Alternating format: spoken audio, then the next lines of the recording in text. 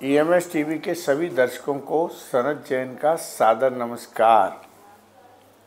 आज हम बात करेंगे गुजरात की, जिस गुजरात को सारी दुनिया के लोग महात्मा गांधी के नाम से जानते थे, सरदार वल्लभ भाई पटेल के नाम से जानते थे। हजारों वर्षों से जिस गुजरात के रास्ते से पूरे देश और विदेश में भारत का नाम जाना गया, आज वही गुजरात ठगों के नाम से सारी दुनिया में जाना जा रहा है। अब ये गुजरात में समय के साथ इतना बड़ा परिवर्तन आएगा, ये कोई सोच नहीं सकता है। ईरान से पारसी गुजरात में आए, भारत में आने का रास्ता ही गुजरात के रास्ते सारे लोग आते थे और गुजरात के व्यापारी सारी दुनिया के देशों में हजारों वर्षों से कारोबार करने के लिए जाते हैं। जिस गुजरात के महात्मा गांधी ने बिना हाथ में छोटी सी लाठी लेकर और एक धोती के दो भागों में बांटकर एक ओढ़ा और एक पहना, उसने अंग्रेज़ों के छक्के छुड़ा दिए और अंग्रेज़ों को भारत से भगा दिया। उस महात्मा गांधी की सारी दुनिया में पूजा होती है। उसी गुजरात में की पहचान अब ठगों से हो रही है। ये बड़ा आश्चर्य का विषय है।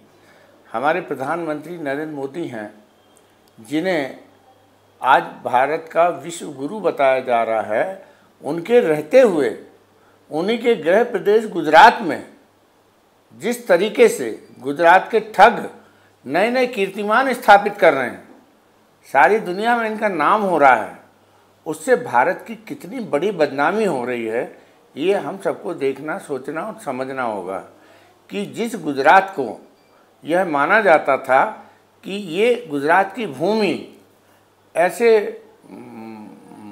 पुरुषों को जन्म देती है जो पूरी देश और दुनिया में गुजरात की पताका को अच्छी तरीके से, अच्छी छवि के कारण पहचाने फहराते हैं। आज उसी गुजरात को सारे दुनिया के देश ठगों के रूप में देख रही है। ये आश्चर्य का विषय है। एक केतन पारिक साहब हुए थे, उन्होंने शेयर बाज़ार में घोटाला किया। हर्षद मेहता का 1992 का शेयर बाज़ार का घोटाला।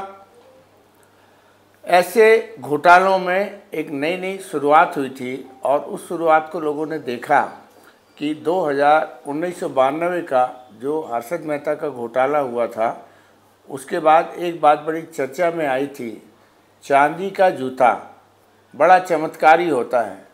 यह लोगों के आँख, कान और मुंह को बंद कर देता है।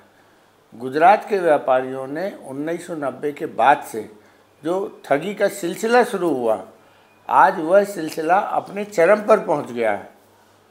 अब इस बात पर गुजराती ठगों की चर्चा सारी दुनिया में हो रही है।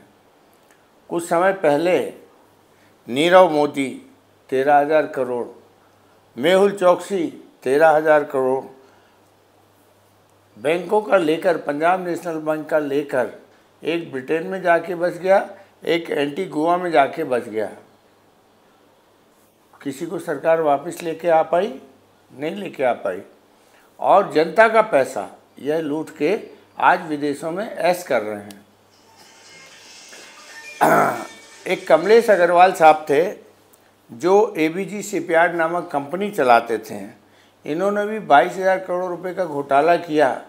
ये भी गुजरात से संबंधित हैं और आज ये विदेशों में भाग गए हैं, इनको लाया नहीं जा सकता है।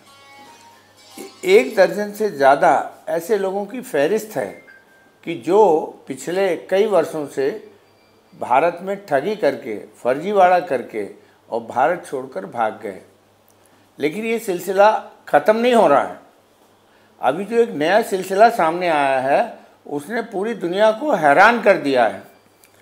एक मॉरिस सेमुअल नामक व्यक्ति हैं जो गुजरात की राजधानी गांधीनगर में एक नकली ट्रिब्यूनल चला रहे थे और नकली ट्रिब्यूनल चला के इन्होंने एक दर्जन ज़मीन के मामलों में हजारों करोड़ रुपए की ठगी की। इस ट्रिब्यूनल का जज भी नकली। कोर्ट भी नकली और इसके वकील भी नकली। इसका आदेश जो होता था वो असली हो जाता था।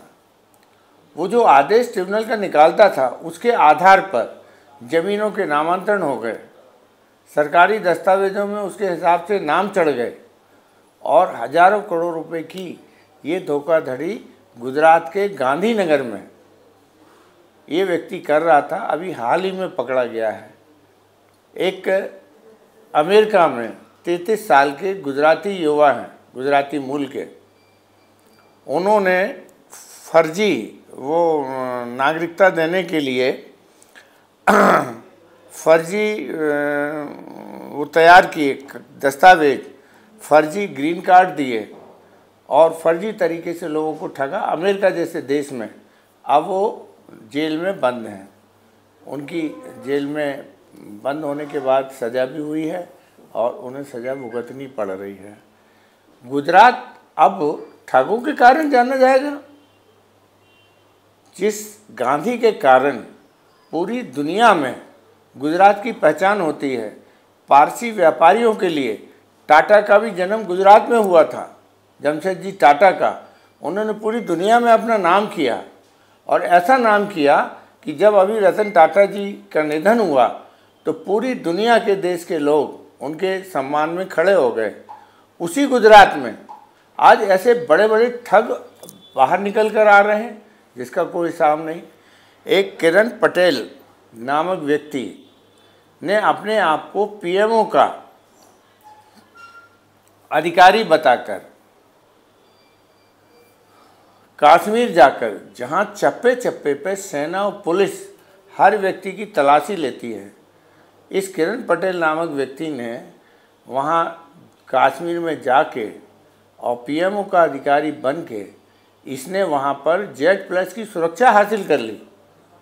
ये सुरक्षा बलों के साथ घूमते हुए वहाँ पर ठगी कर रहा था। कोई कार्रवाई नहीं हुई। कहाँ है वो, कोई पता नहीं।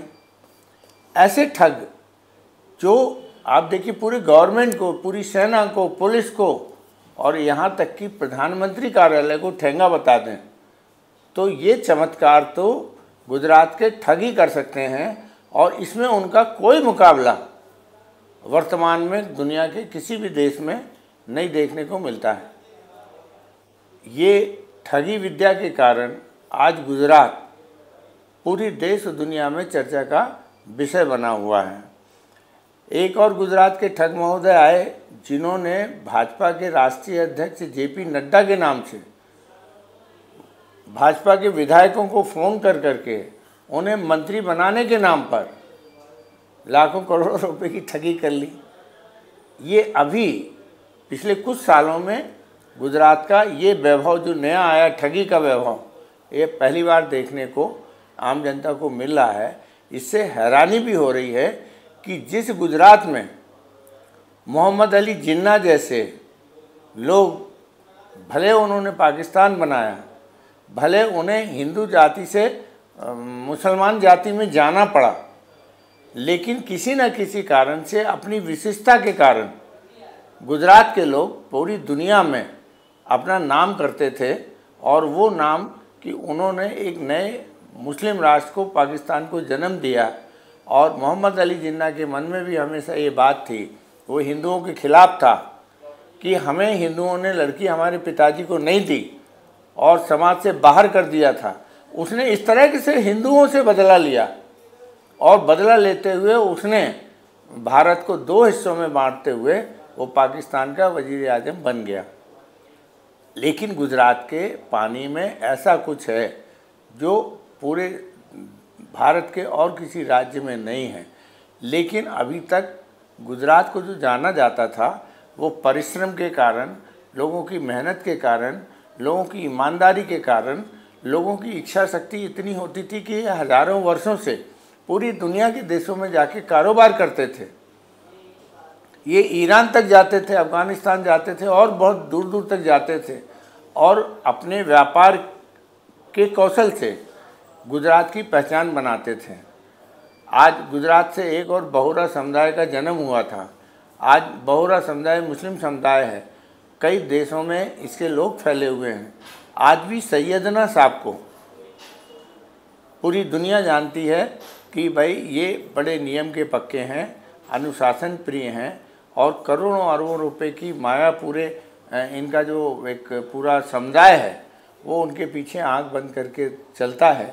लेकिन अब ठगों ने उनको बदनाम करना शुरू कर दिया है और ये ठग जिस तरीके से गुजरात में अपने धमाका मचा रहे हैं, तो अब यह भी कहा जाने लगा है कि इन ठगों के लिए एक यूनिवर्सिटी के माध्यम से इन ठगी विद्या का एक स्कूल कॉलेज खोल के और लोगों को प्रशिक्षण देना चाहिए और किस तरह से ठगी के माध्यम से हजारों करोड़ रुपए कमा के, और यदि ये लोग एक नया रास्ता दे सकते हैं तो शायद अब भारत की एक नई पहचान बनेगी कि भारत दुनिया के देशों में सबसे आर्थिक रूप से आगे होगा और उसमें सबसे महत्वपूर्ण भूमिका ये ठगी विद्या की काम आएगी, जो कम मेहनत में लोगों को अपनी तरीके से प्रभावित करके और हज़ारों लाखों करोड़ रुपए एक झटके में लूट के भागने की जो चमत्कार है, जो चांदी के जूते की ताकत है, वो केवल गुजरात के ये ठग ही बता सकते हैं।